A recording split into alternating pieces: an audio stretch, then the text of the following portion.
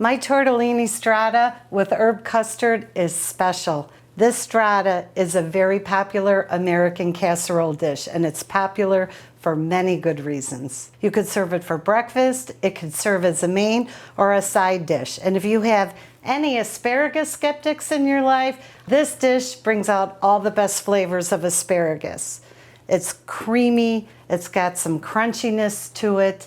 It's amazing. I can't wait to show you how I make it. Let's whisk the 3 eggs.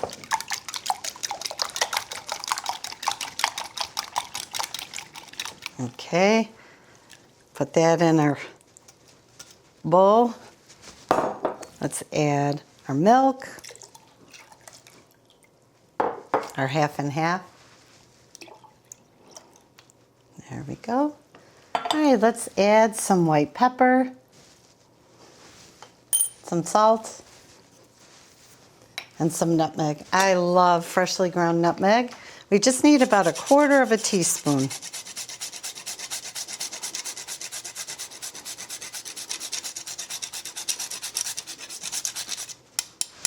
Perfect.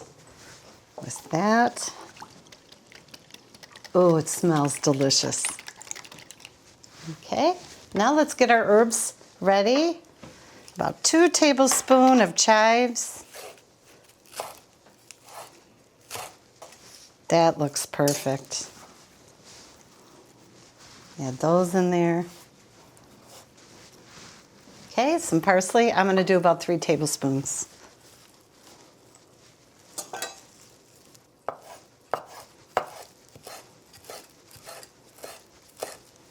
This is my favorite way to chop up parsley.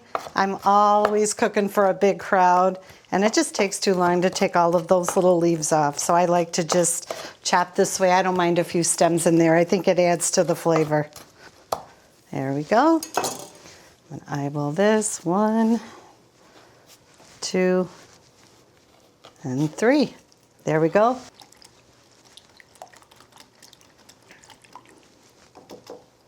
Perfection. It all begins with a 12 by 8 casserole dish. I've buttered it and we're ready to layer. Let's start with our tortellini. I love cheese tortellini, but you can also use spinach tortellini. Okay, now for the asparagus. So I've blanched the tortellini and the asparagus. So you just par cook the tortellini. It's about a minute if you're using refrigerated tortellini.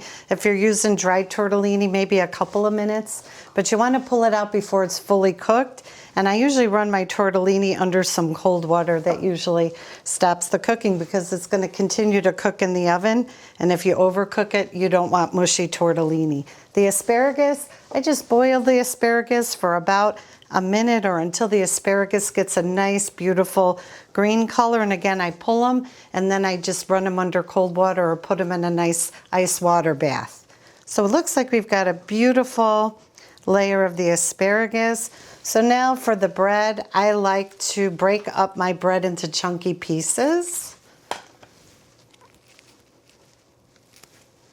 And just evenly place your bread over the top. And it's really important to layer your strata this way. We're gonna wait and let this sit for about 30 minutes before we add our cheese layer. This way we have nice division between the layers when it's all baked and ready to serve. So I'm gonna whisk this one more time, make sure that the herbs get evenly distributed in the egg mixture, and let's pour.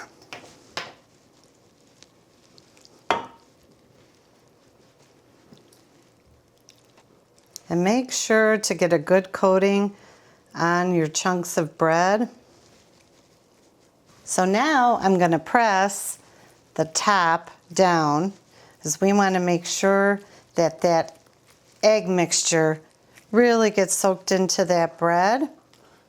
And we'll let this sit for 30 minutes and then we'll come back and add our layer of cheeses. Now for the essential part, the cheeses. So let's start off with our Swiss. You need about 1/4 cup, and come on, it's cheese. So if you want to add a little bit more, there's nobody here to stop you. This is going to give us a nice crispy layer on top. Now for some Gruyere. Okay, now for some Parmesan. We need about 2 tablespoons of Parmesan. So the cheese layer is going to add a nice layer of crispiness to it, and you've got that egg mixture that's holding all of that goodness together, essential element in the dish. Now we're going to put it into the oven at 350 degrees for 40 to 45 minutes. I've pulled it out of the oven, I let it rest for 10 minutes, now I've cut my slice. A strata is an absolute work of art. Look at all the delicious ingredients in here. You've got your crispy, chunky, rustic bread. You've got these cheese pillows, tortellini, my absolute favorite, asparagus, although you can substitute your favorite vegetable, but I'm telling you, the asparagus is a winner. For those of you cheese lovers, this dish is everything. Ooh, amazing. Creamy, it's got crispiness in there.